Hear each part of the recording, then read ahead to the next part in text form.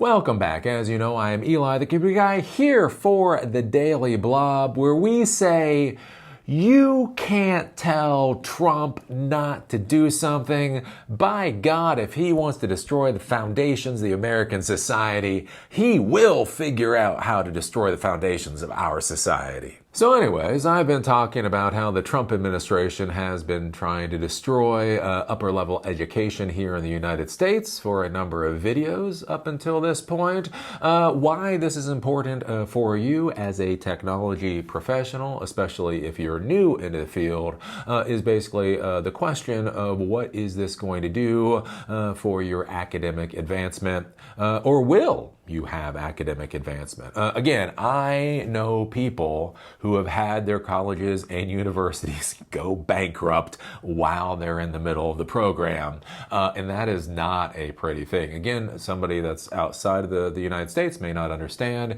Here in the United States, it's basically 120 credit hours to get what's called a bachelor's degree, 60 credit hours to get what's called an associate's degree. And then we have graduate programs, and they're all over the place. But the thing is, right, 120 credit hours more or less gets you that bachelor's degree. If you have 116 credit hours, right, and that's what you've got, yeah, you don't have a bachelor's degree, right? And this is a real major issue in the real world. There are people out there that take on the loans and they take on the debt and they go through all the work to get through like 3.5 years of university.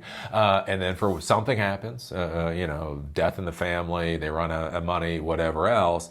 And the worst part is on their resume, they still can't put a bachelor's degree. They went through all that time, all of that energy. They could have A's, they could have straight A's, but it's basically worthless. And so one of the concerning things right now is with what the Trump administration is doing in the overall economy, and then what he's doing specifically as far as universities are concerned, really brings into question the viability financially of a lot of these universities going forward. Again, when we talk about Trump going after foreign exchange students, the important thing to understand is they pay the highest tuition rates. Or, let me put it this way, somebody, because I know the conspiracy theorists and all those people are going to be out there, they don't pay it. Look, I'm not going to get into that mess. Somebody pays the highest tuition rates, right? Literally, international students, their average yearly tuition for undergraduate is $41,000 a year. So here in the United States, you have in-state tuition rates, then you have out-of-state tuition rates, and then they have international tuition rates, and those are massive. And so a lot of these universities make a lot of their money off of those international students. Again, if you look at Harvard, which is currently being attacked, somewhere, depending on the numbers you look at, somewhere between 28 to 31% of their student body is international students, right?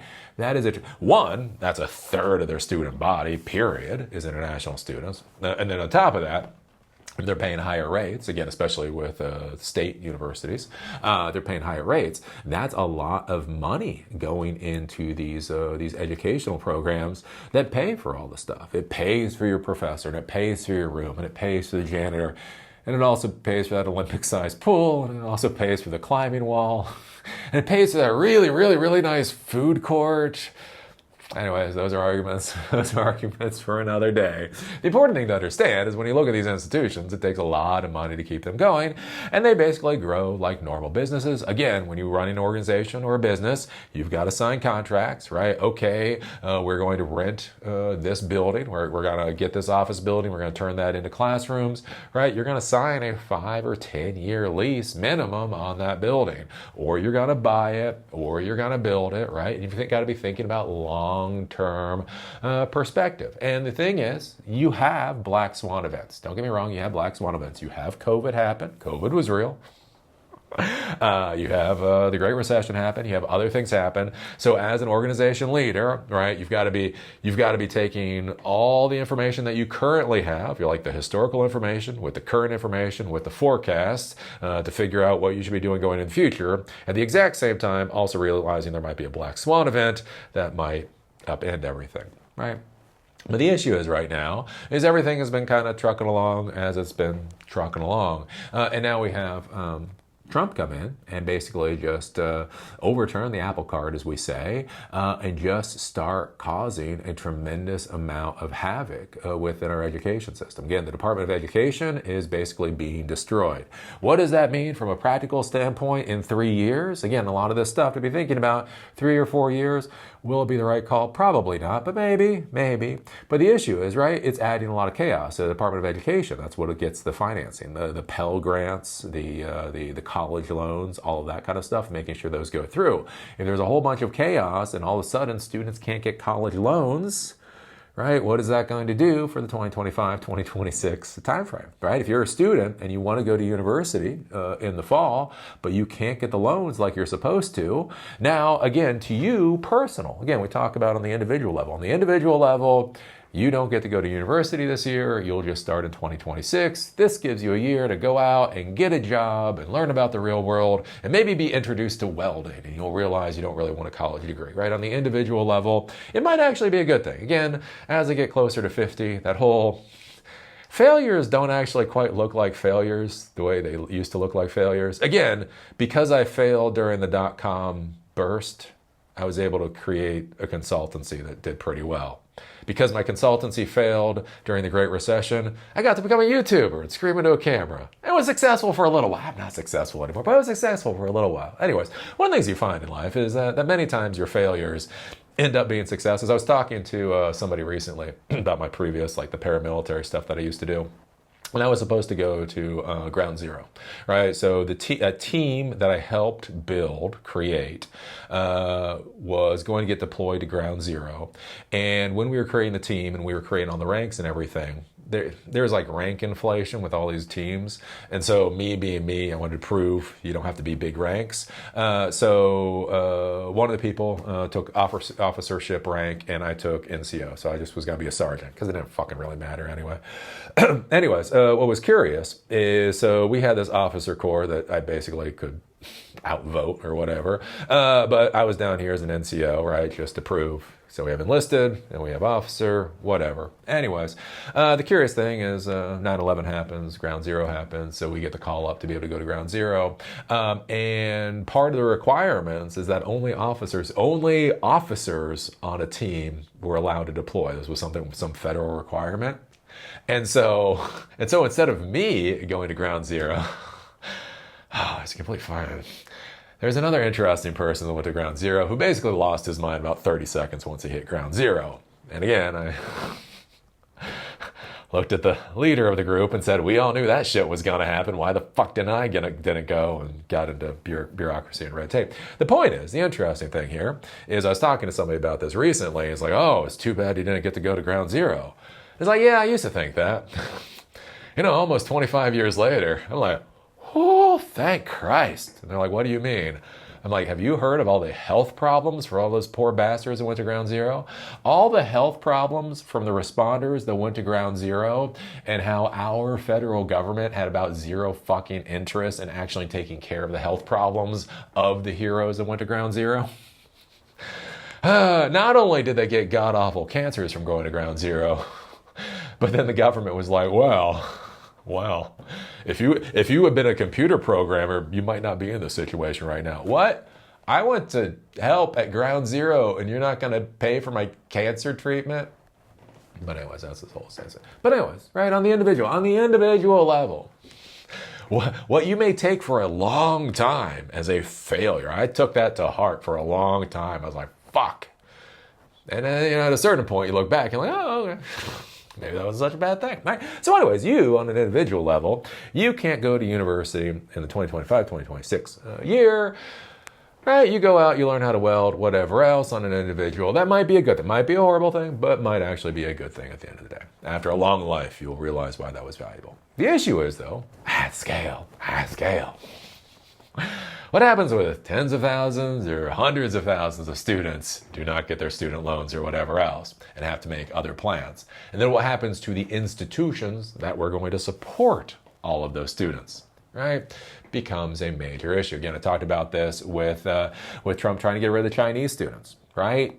Trump hates China. Trump fucking hates the Chinaman, right? Literally, the State Department put out this notice that they are aggressively going to go after getting rid of Chinese students, including the Chinese Communist Party students.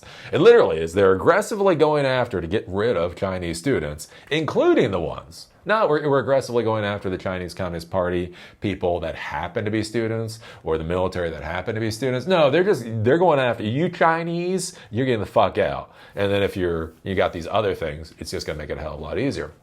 And one of the things I thought about with that, again, is at scale. Again, how many Chinese students are there in the United States? I mean, really, come on, what, 10, 20,000? Oh yeah, apparently 277,000. 277,000 students that Trump wants to forcibly remove from the United States, basically in the blink of the eye. And so basically you have everything going on with the Department of Education, which is its own chaos. Right? Then you have trying to forcibly remove 277,000 Chinese students, which is its own chaos. Then you have the whole issue with students coming in, and if they said something that the Trump administration doesn't like, right? If they put wrong speak into their Facebook post, then they're having their visas and all of that revoked and being sent to prisons and detention camps, right? Literally, the Trump administration is sending students to detention camps for wrong speak in their Facebook posts.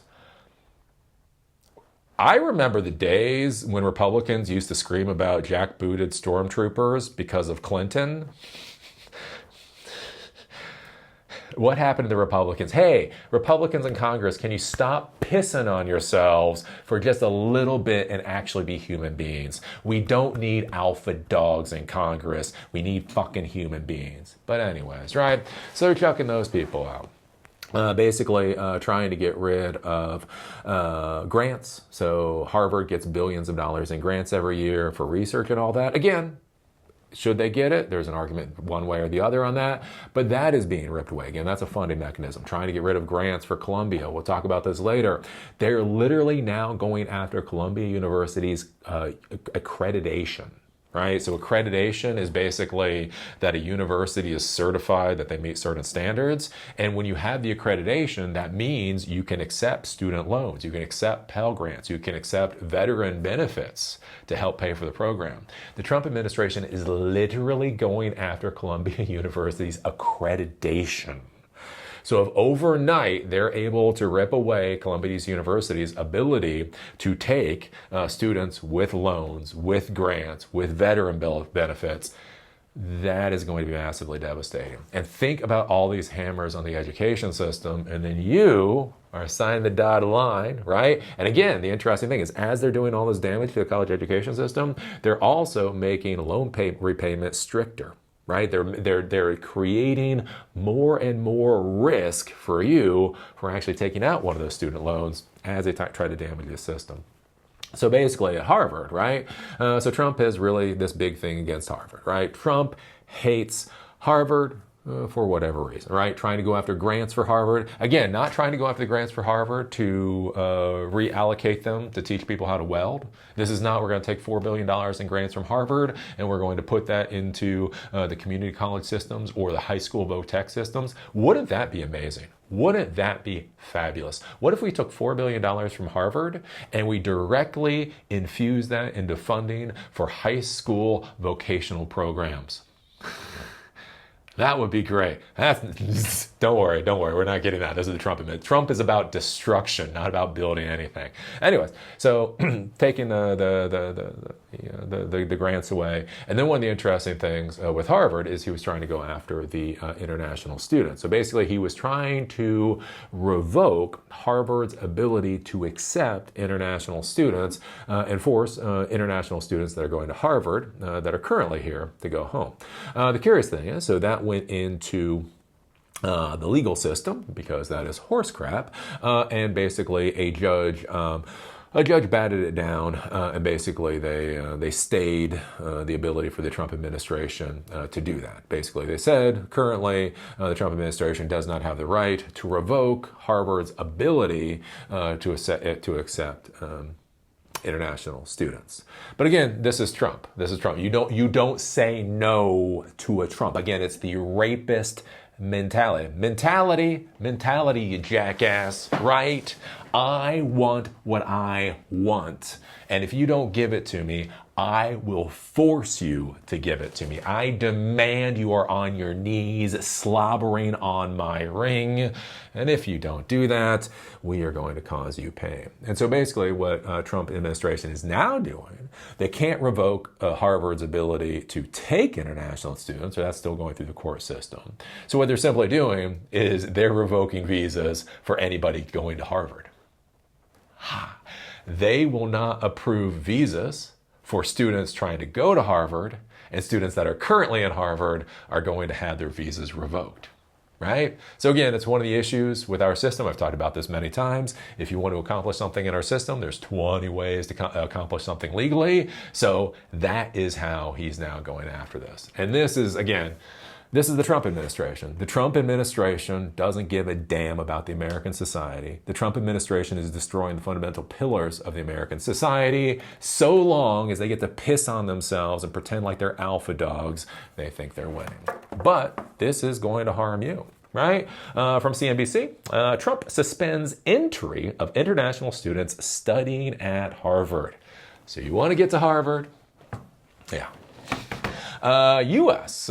President Donald Trump on Wednesday, so yesterday, and all this stuff comes so quick, suspended for an initial 6 months. So not days, not weeks, 6 months, the entry into the United States of foreign nationals seeking to study or participate in exchange programs at Harvard University amid an escalating dispute with the Ivy League school. Trump's proclamation cited national security concerns as a justification for barring international students from entering the United States to pursue studies at the Cambridge, Massachusetts-based university.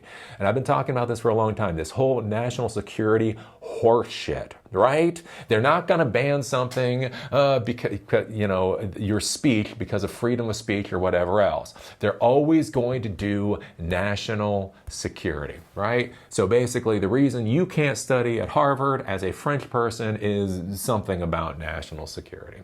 Harvard, in a statement, called Trump's proclamation yet another illegal retaliatory step taken by the administration in violation of Harvard's First Amendment rights. It's yet another retaliatory step. Sadly, is it illegal?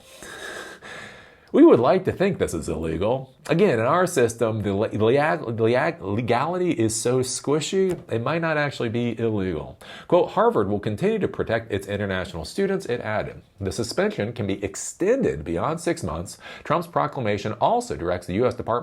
State Department to consider revoking academic or exchange visas of any current Harvard students who meet his proclamation's criteria.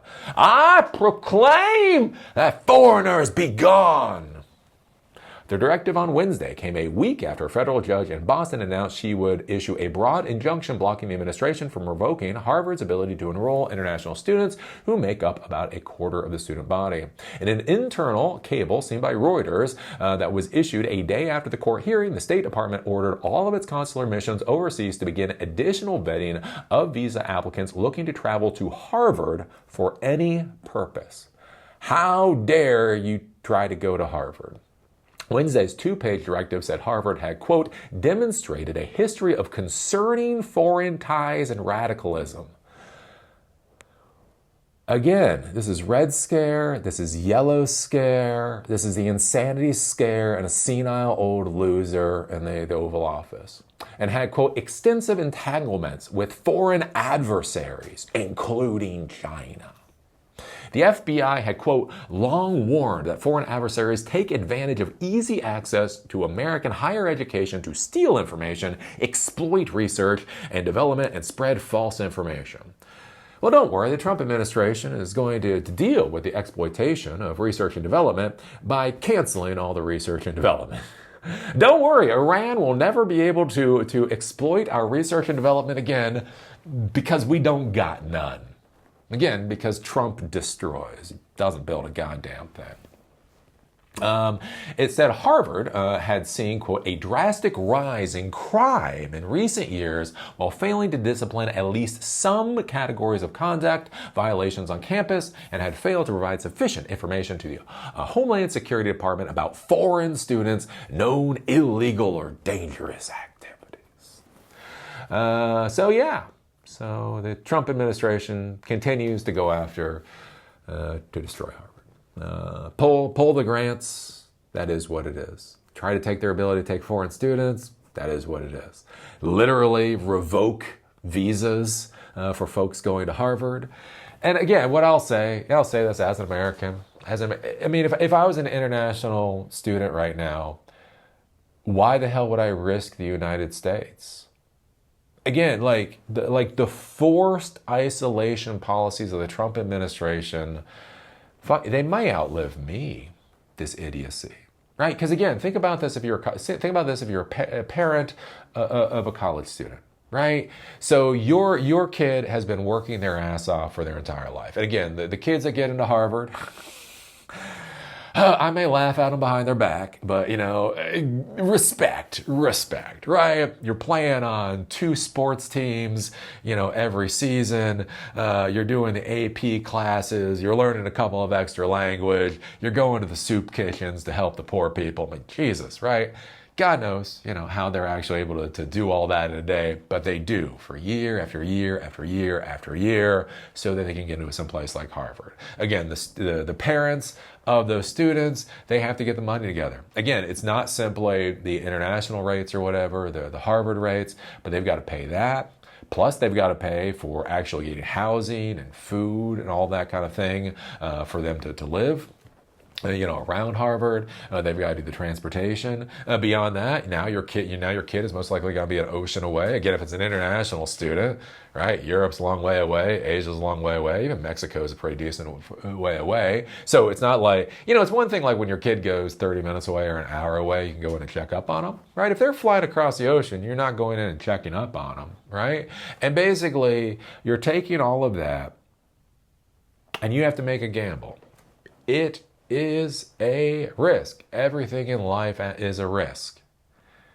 And then you see this and you realize everything your child has worked for, everything that you have worked for, everything that you have gone through literally can be destroyed overnight because a senile old loser is whining and crying and simpering because people won't get on their knees and slobber over his ring. It's not simply, are you comfortable sending your kid to Harvard? But again, they're literally trying to strip Columbia University's accreditation.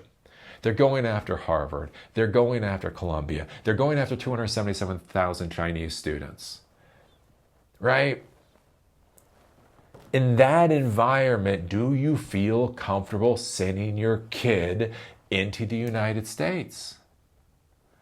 And then again, at scale, you as one parent decides, I'm going to send my kid somewhere else. But again, with the Chinese students, how many Chinese students could there be? Again, 10, 20,000? We're going to lose 20,000 students. That's bad. That's what I thought. It's 277,000 students. What happens at scale when people reassess whether their kids should come? And then for you, right? If you're in one of these university programs, is your university financially viable in the chaos that Trump has created?